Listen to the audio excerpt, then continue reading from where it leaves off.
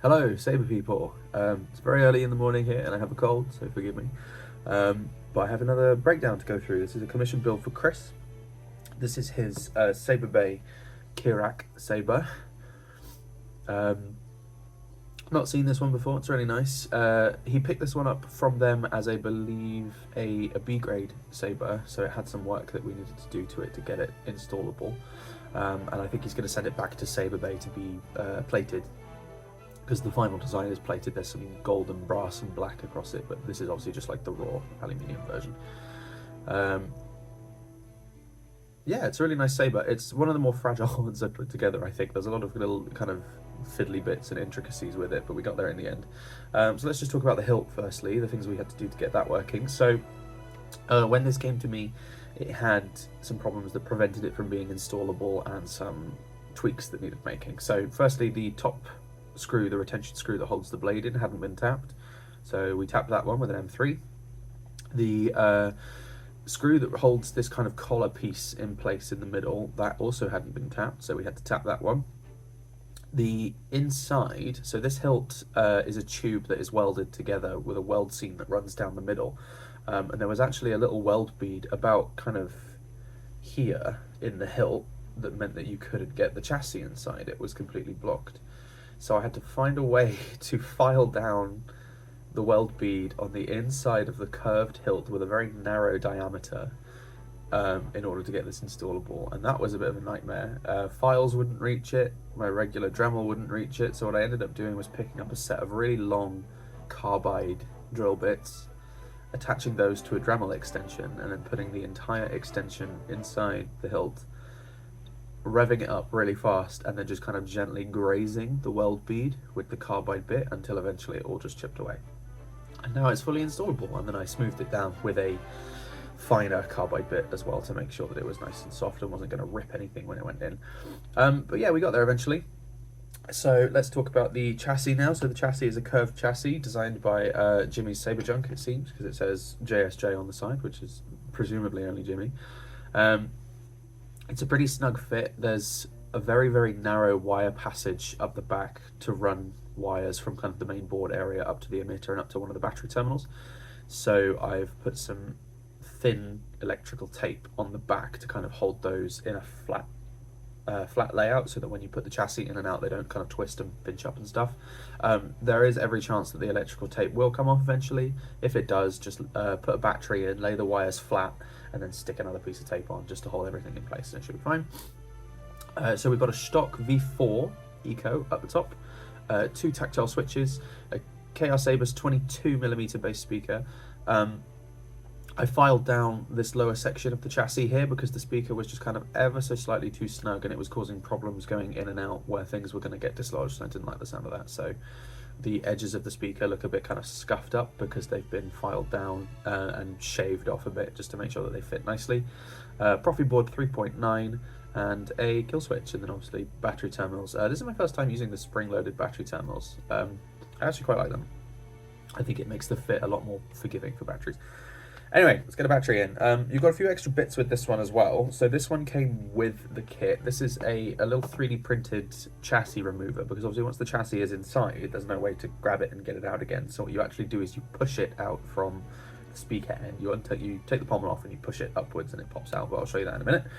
And then I also 3D printed this little blade adapter. So a 1-inch blade doesn't fit in this hilt. It could be that the tolerance was off maybe, or that my 1-inch blade is too fat, but 1 inch is no-go.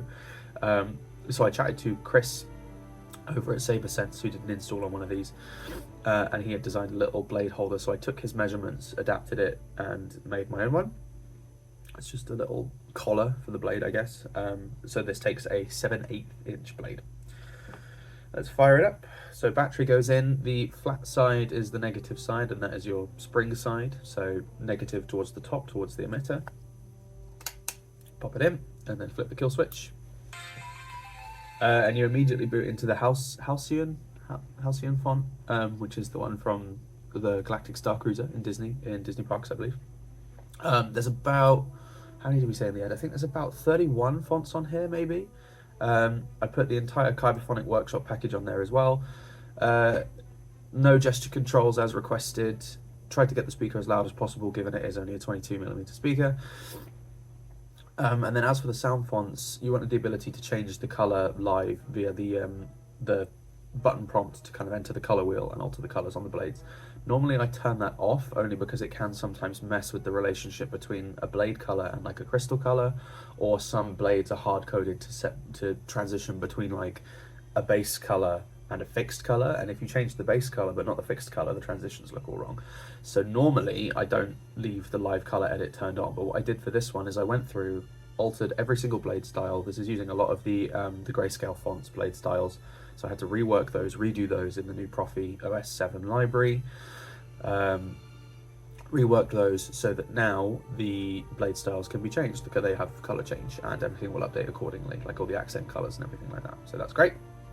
I did have to chat with FET263 about disabling the color wheel on some of them, so you'll find that some fonts will enable you to color change, others will not. When you do the color change on some fonts, you'll get like a beep as if you've entered the color change menu, but nothing will change, and that's because those are set to a fixed color and you won't be able to alter those. For instance, the Kyberphonic workshop ones where you boot it up and it's like red, you won't be able to change that from red, for instance. Okay, enough waffling, I'm just going to get on with it. To put the chassis inside, it is a snug fit. Speaker side goes down, obviously. Basically, I've got this grub retention screw at the top here as well, just to show you. It's obviously massively too long at present. I'm just going to source a smaller one for you, but I just keep it in here to keep it safe. But the blade is nice and snug even without a retention screw, so the retention screw is kind of optional, really. But I would always recommend using it. So just get that out of the way. So yeah, like I said, speaker side goes in. It is a snug fit. So what you can do is kind of just find the hole, line it up, and then just give it like little gentle wiggles on the way in. And then when you hit the electrical tape, you'll get a bit more resistance, but that's fine. It will just go straight in. And then when pushing it in the rest of the way, this kind of top side of the chassis, there's a lot of space for a finger, so you can just gently kind of nudge it. Gentle pushes all the way down, give it a little shimmy, push, push, and then it goes all the way in and it stops and it's fully seated. So there it is, all the way down inside. Can't even see it. There it is. It's nice and snug. It's not really going to come flying out or anything. There's no chassis retention in this one, but obviously when you've got a blade in the top, there's nowhere else for it to go, so it's going to stay. And then you can fire it up. The bottom button is your auxiliary button, the top button is your power button, so I'll just show off how it looks in the hilt. Surprisingly loud for a 22mm speaker.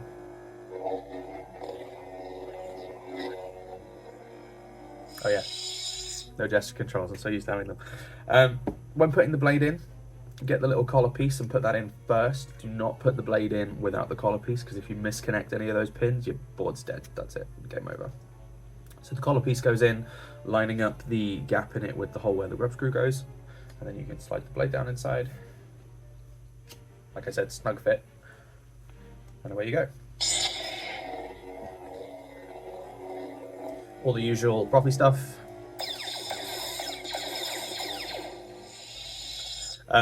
It uses the FET263 2-button prop, which I will send to you, so you've got all the controls for that. It does have the web editor enabled, so that's probably the safest way to change any colors, is to pop a USB in, hook it up to the computer and use Frederick's web editor for that. But if I just show off the live color edit, you'll see what I mean. So it's hold the auxiliary button and click power.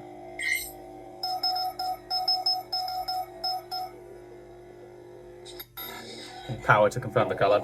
So it works for some of the fonts, it doesn't work for all of them. Let's find another one. This is a fun one. It's cats. It's like cat purring. One of the stranger fonts.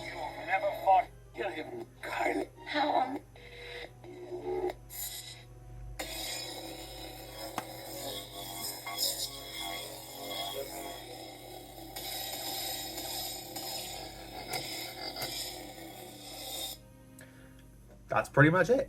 I mean, it's a fairly simple install. I'm trying to think if there's anything else notable that I need to show you. I don't think so. We can just do some font demos.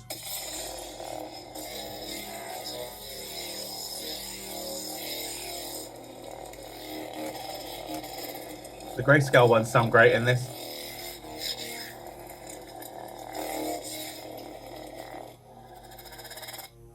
yeah, that's pretty much it. I'll show you how to get the chassis out safely.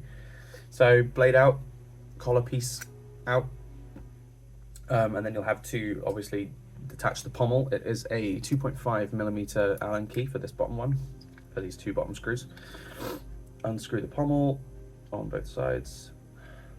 Overall, it's a really nice design. I really like this hilt. I think it's quite unique. I think there's maybe some engineering, not flaws necessarily, but there's definitely some weak points that mean you have to be a bit careful with it. But it is a really gorgeous hilt. Just two screws out, and then the entire pommel just pops out. And then you'll be able to see the speaker down up inside there. Grab the little removal tool, and it's the kind of divoted side you want, the side with the lip, the smaller of the side, because the big side doesn't fit, obviously. Slide that in, give it a gentle push, and there's chassis. Slides on out, and then you just pull it out. And then obviously when you're done with it, kill switch, power off. It will enter sleep mode after a little bit. I've programmed it to go into sleep mode after I think 5 minutes, something like that. But I always kind of advocate for turning your chassis off when you're not using it, obviously. And then obviously removable battery, so you can recharge that as you need. Yeah, I think that's pretty much it.